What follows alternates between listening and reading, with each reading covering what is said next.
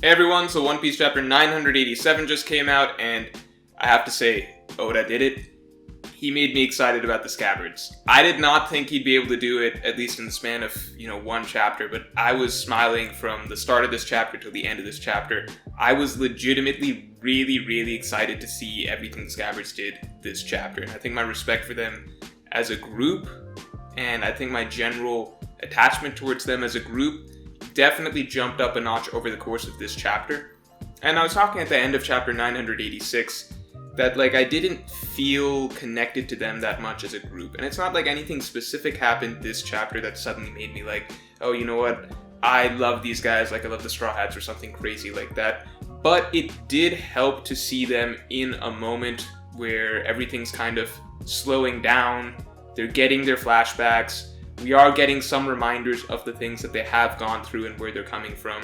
And I want more, by the way. I want more flashbacks. I want more, not even just seeing what we've already known, getting images shown to us again of Oden tossing the Scabbards away, the Kaido versus Oden fight, the things we've already seen. I want the gaps filled in. I want to see Inuarashi, Nekomamushi, their fallout from the Oden situation, what got them at each other's throats in the first place that made them, lifelong enemies after the Oden situation. I want to see more of the Scabbard story, at least small snippets or small panels of it, everything that they've been through in those 20 years pretty much. And I hope that we get little, I'm not asking for crazy, individual really long flashbacks like we got for Kawamatsu or something like that, but I'm looking for, I felt more in the moment and more invested in what they're doing in the moment when we got reminders of Oden's flashback through this chapter. So I do want to see more of that going forward. I think next chapter is a great way to highlight that, especially because it looks like the Minks are going to get to shine. So I hope we get some good Inuarashi Nekomamushi interactions, maybe a little snippet of the fallout of their little conflict from after the Oden death and everything like that. But I'll get to the Minks at the end of the chapter. The point being that I really was invested in what the Scabbards were doing this chapter, and I was hyped for them. I was hyped from the start of this chapter to the end of this chapter. And I guess a couple things that I can clarify here. Let's get this out of the way first. A couple discussions. So, was there a power scaling issue here, right? All of 9 Scabbards pierced Kaido, it looked like. It looked like all of them did. So, I think that, I don't think that there's a power scaling issue here, really. I think the Viz translations will help clarify this. But I think from my understanding, it felt like Kaido's skin was more penetrable than normal because an old trauma was being brought back up. It was kind of an out-of-body moment for him, as he was being pierced by the Scabbards and kind of remembering everything that happened with Oden. And Oda did make a big deal of Kaido kind of questioning what's happening, why am I being pierced and stuff like that. So there is either some sort of psychological explanation for why this is happening, or it's something more mystical, where it's Oden's Ryo, at least in the translation that I read, Oden's Ryo is literally somehow being carried on through the Scabbards, at least in this moment in time. Or it could be something just really straightforward, which is all of the Scabbards have mastered that second level of advanced armament haki that Luffy was working towards mastering to be able to stab Kaido. Right, and if that's the case, I don't even think that's a major power scaling issue, because that's just learning a specific technique that happens to be good against Kaido's scales. It's been established throughout the series that, you can be strong, you can be a lot weaker than someone, but have mastered a haki technique that they have not mastered. I think one of Boa's sisters, Marigold, had even mastered one of the advanced armament haki techniques, and she was extremely weak. She lost to pre-time skip Luffy. So that's not a big deal. I think there's 3 explanations available. I think it's going to get more clarification as we go along, but either it's Kaido is psychologically out of it, that was my feeling right then at the moment, or it was some sort of spiritual situation where Oden's spirit is literally giving the Scabbards strength in that moment, or the Scabbards just have all mastered a very special, very niche technique. That doesn't mean that they're all, Oden level strong, or all even Commander level strong. I think we know that that's not the case. I don't think Raizo is this amazing beast that's been walking around. But I do think that it's very possible that they've all mastered a certain special little skill. It's kind of like how Kinemon has the ability to cut fire that Zoro doesn't have, but there's no way that Kinemon is stronger than Zoro, and I think that's been pretty clearly established so far. So let's set the power scaling stuff aside. I will say that the only thing that, and this isn't like a power scaling issue, the only reason that I might not like the fact in retrospect that I'll have to see the fallout of it or whatever, but I did like the fact that Kaido only had one scar on his body so far, and it was only inflicted by Oden. Like, Kaido only had one scar on his body out of all of the fights that he's had in his life and everything like that, so I was looking forward to the moment that he would be finally cut again.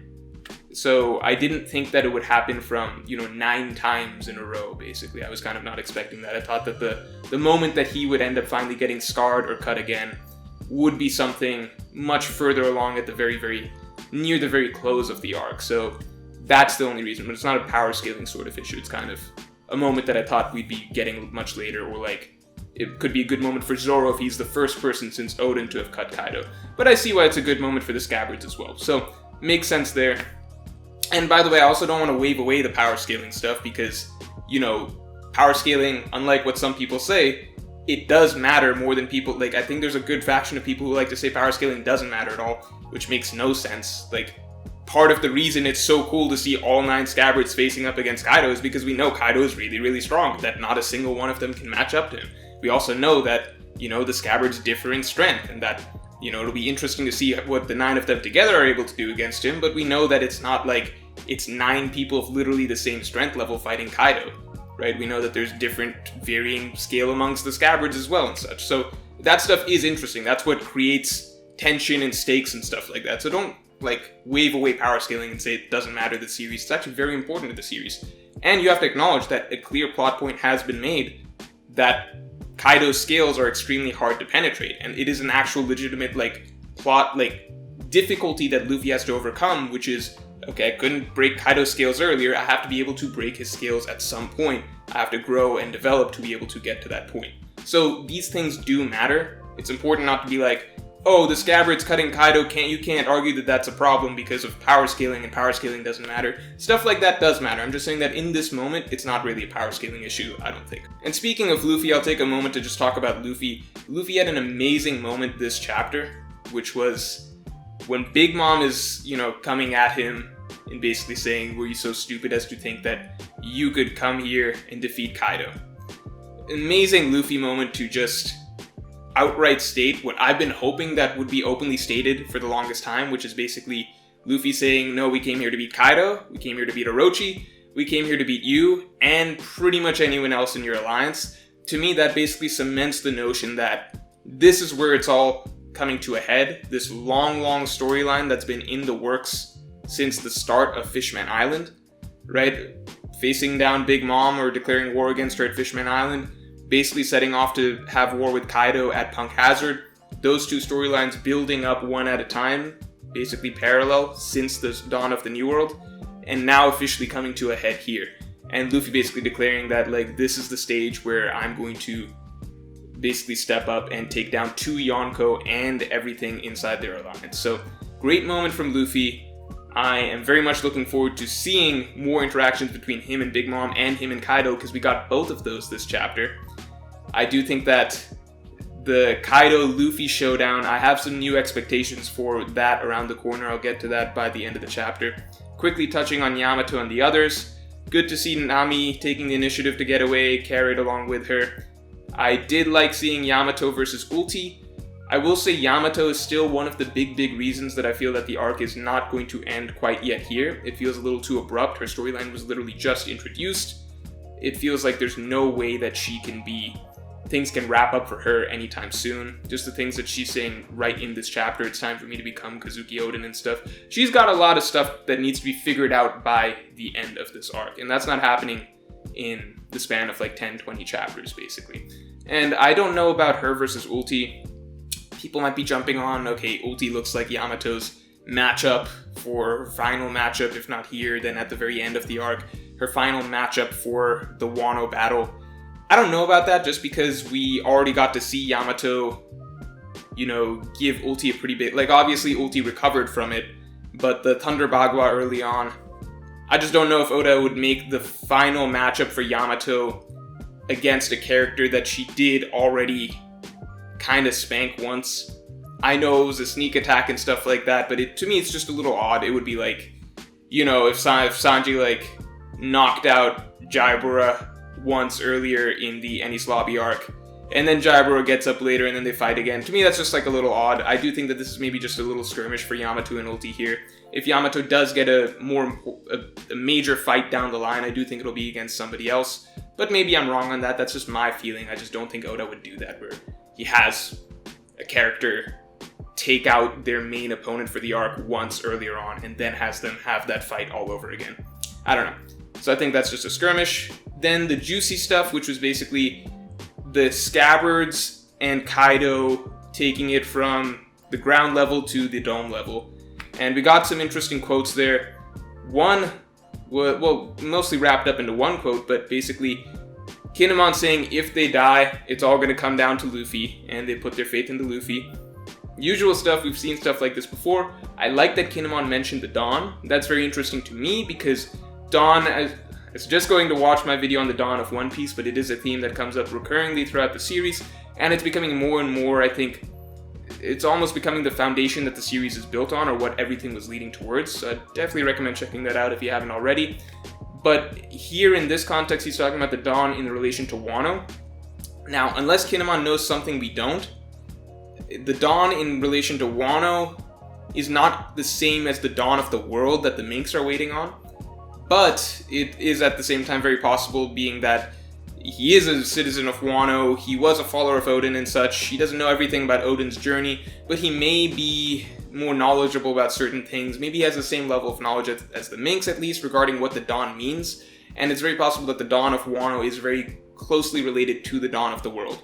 Or maybe he means that the Straw Hats, in bringing the Dawn of the entire world, will simultaneously bring Dawn to Wano.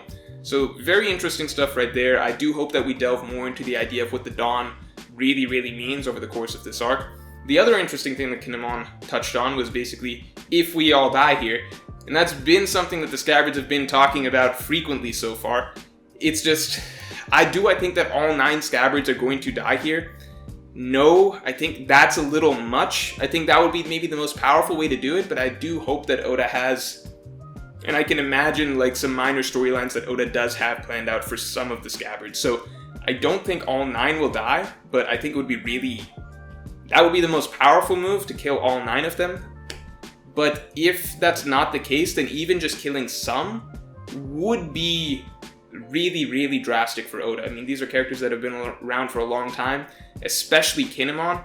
I never thought that there would have been a time that I would be potentially that I would respect Kinemon to the degree that I do now, and that I would be emotionally invested in whether or not he lives or dies.